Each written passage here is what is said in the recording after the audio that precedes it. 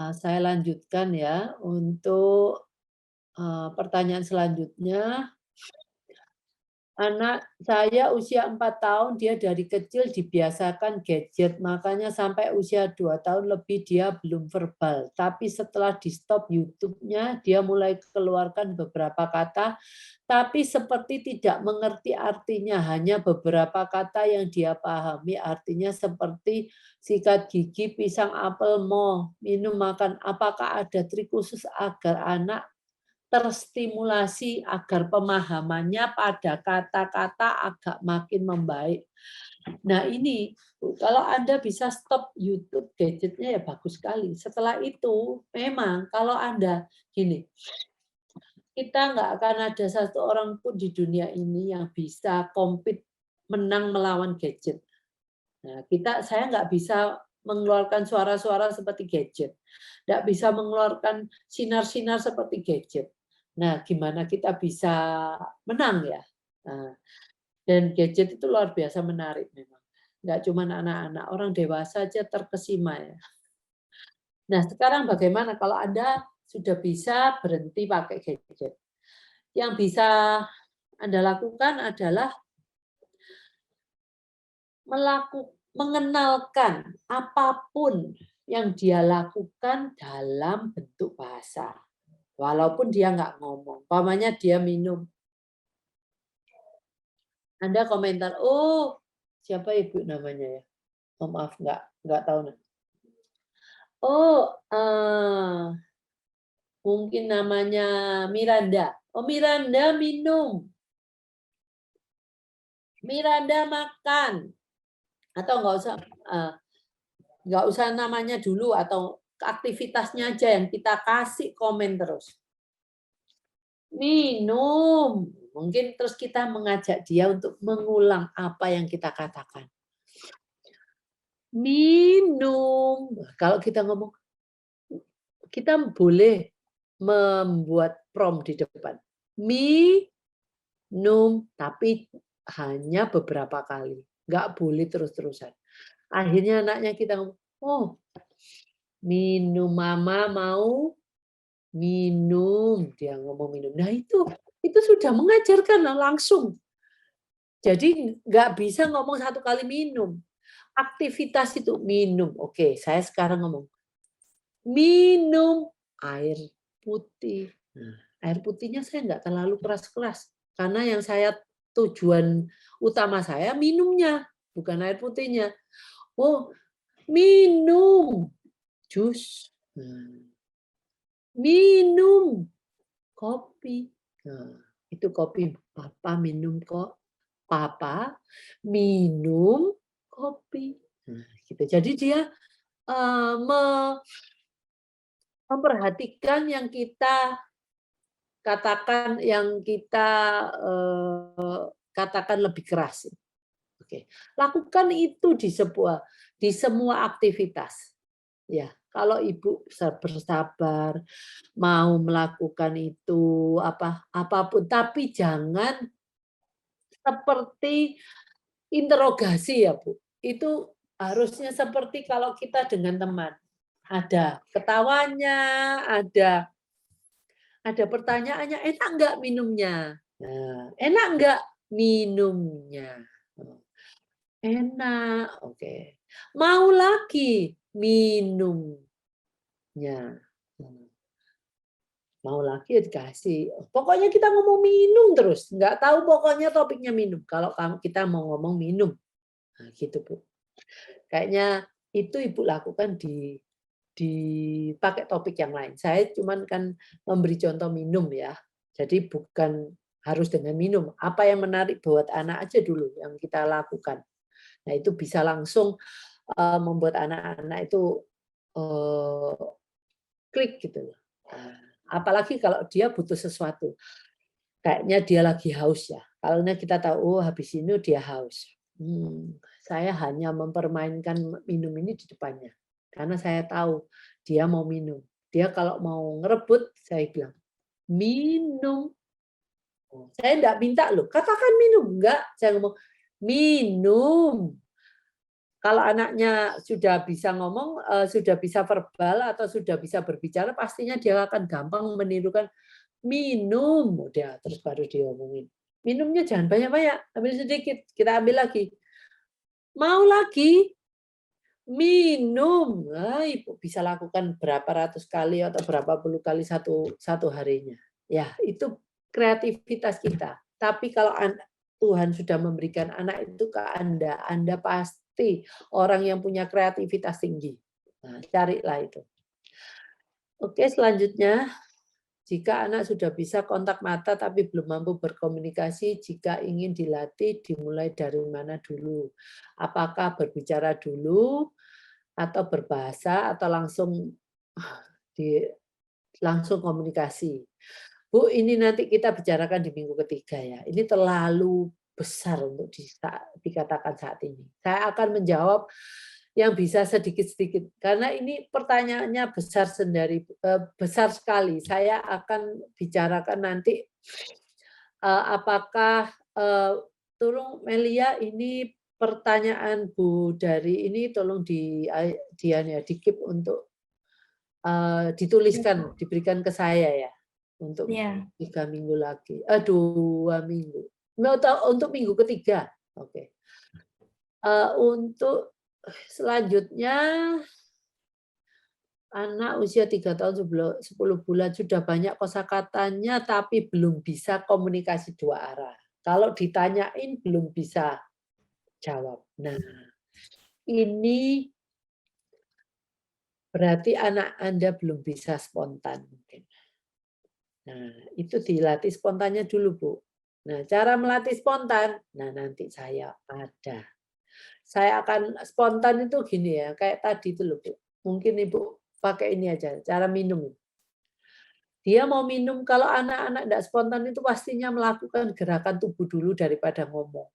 Dia tangannya lebih cepat dulu daripada mulutnya. Nah, pada waktu dia melakukan gerakan mau minta gelas ini, kita ngomong, minum. Nah, dia harus ngomong, minum. Kan dia sudah bisa, sudah banyak kosakatanya kan, minum. Habis itu, jangan boleh makan banyak, minum banyak-banyak, sedikit aja. Kalau dia kelempokan kan, kebanyakan minum, dia nggak akan mau lagi tertarik sama minum. Minum sedikit ya. Kita ambil botol gelasnya. Mau lagi? Dia kalau anaknya sudah langsung bisa ngomong minum, berarti dia tahu kalau minum baru dikasih, minum dikasih. Nah, dengan cara prom dulu, bantu dulu minum. Nah, kita ngomong minum. Nah, dia kalau langsung minum, oke, berarti dia ngerti.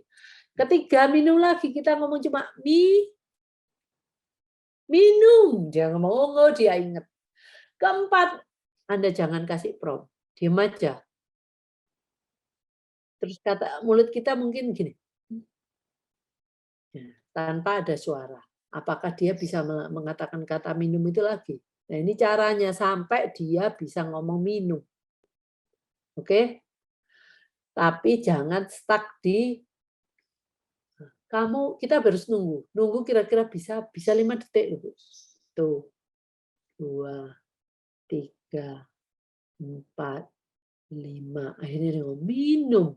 Wow, Ibu harus kasih reward yang luar biasa. Dipeluk, dicium, wah kamu pinter, bisa minta minum. Itu yang encourage dia lagi. Mungkin nggak minum air putih nggak menarik ya.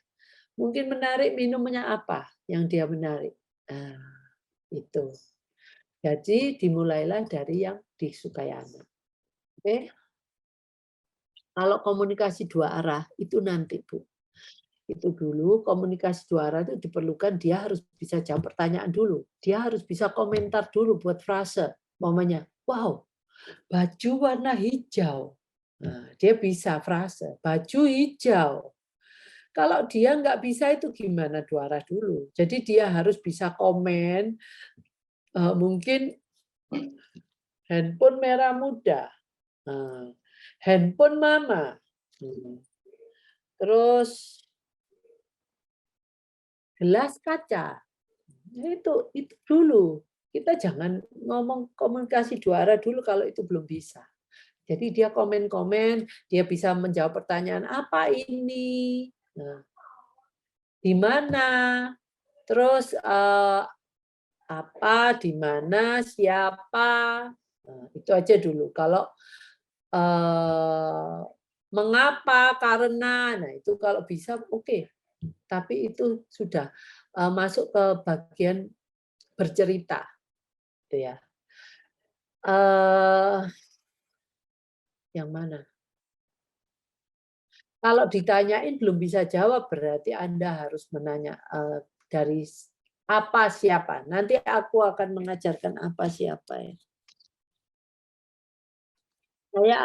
Saya dikasih ini untuk bagaimana mengajar anak bertanya spontan. Apalagi nih Bu, 2 arah. 2 arah itu memang paling ini ya, paling advance ya. Oke, yang selanjutnya, anak saya umur 6 tahun mengalami keterlambatan bicara untuk komunikasi dengan orang lain. Bisa berbicara dan mengungkapkan keinginan, tapi susah menjawab pertanyaan, sering mengulang pertanyaan, susah fokus, dan sering melirik. Bu, Ibu ini mulai juga, kalau mengungkapkan keinginan, berapa kata? Kalau dia cuma 1 kata, buatlah itu 2 kata, 3 kata. Buatlah anak Anda bagaimana menjawab pertanyaan. Pertanyaan itu apa ini dulu, apa ini dia harus jawab. Jadi apa itu memang apa ini dia harus fokus walaupun cuma 3 detik. Dia harus memerhatikan gambarnya apa, bendanya apa. Nah, kalau sering melirik itu memang Dokter Ali pernah kalau Ibu ikut Bikom mungkin bisa dikonsultasikan sama Dokter Ali. Ya Bu ya, dengan cara itu dulu Bu. Apa namanya, spontan memberikan komentar kalau, enak, enak. Nah, jadi kalau kita ngasih makanan itu dia bisa ngomong komentar enak. Kalau dia sudah bisa ngomong enak, dia ngomong es krim enak. Jadi itu komentar-komentar itu membuat dia itu encourage dia tuh mengeluarkan suatu pernyataan yang walaupun kita nggak tanya, tapi dia juga harus bisa kemampuan bertanya tadi itu. Oke. Komentar. Pernah sekolah TK tapi tidak bisa mengikuti proses pembelajaran karena tidak bisa mengikuti instruksi guru. Nah, ini sebenarnya mengikuti instruksi guru itu adalah reseptif. Berarti dia harus bisa mengerti apa yang diinstruksikan. Nah, Ibu ikutin instruksi guru itu di rumah. Apa sih yang diinstruksikan guru? Duduk, ambil tas, cuci tangan, berdiri, apapun itu. Ibu harus perkenalkan di rumah dulu. Mengerjakan tugas sesuai dengan keinginan saja ini perilaku, Bu. Ataukah tugasnya terlalu berat? Tidak berkomunikasi dan bersosialisasi dengan temannya. Nah, ini karena dia tidak punya bahasa. Nah, ini juga menyatakan dia tidak aware dengan lingkungannya. Dia tidak peduli dengan lingkungannya. Buatlah dia memperhatikan lingkungannya, Bu. Mungkin bisa tunjuk tuh, ada orang bawa balon, warna merah. Yang bawa balon siapa itu? Atau mulai dari gambar. Dan sering beraktivitas sendiri. Kalau sering aktivitas ya, ikutin, temenin. Habis itu kita temenin, pertama-tama kita kasih komentar, kita tunjuk-tunjuk, jangan ngerusak dulu. Ntar dia kalau ngelihat kita diperbolehkan untuk mengambil barangnya, baru kita ambil. Boleh ya pinjem ya, lihat ya. Kalau dia nggak, kadang-kadang anak dipegang aja nggak boleh kan. Oh iya udah nggak boleh. Jadi kita membuat diri kita diterima dulu, habis itu kita masuk pelan-pelan. Ya. dengan apa yang dilakukan dia selama aktivitas sendiri. Terapi bicara selama 7 bulan dan terapi perilaku selama 6 bulan di RS. Bu, saya nggak perlu bulannya, tapi saya perlu perkaliannya. Satu minggu itu berapa kali terapinya. Nah, itu saya tahu kalau di rumah sakit itu kadang-kadang seminggu cuma dikasih 1 kali. Ya gimana seminggu sekali berarti sebulan cuma 4 kali, Bu. Nah, itu yang kurang. Kalau Ibu tahu, ya kita tuh perlu sama anak-anak itu kalau bisa setiap menit, setiap jam, setiap apa. Tapi kan nggak mungkin dong kita lakukan seperti itu. Nah, sebisa mungkin kita ada waktu, ya kita sama dia, gitu ya. Ya,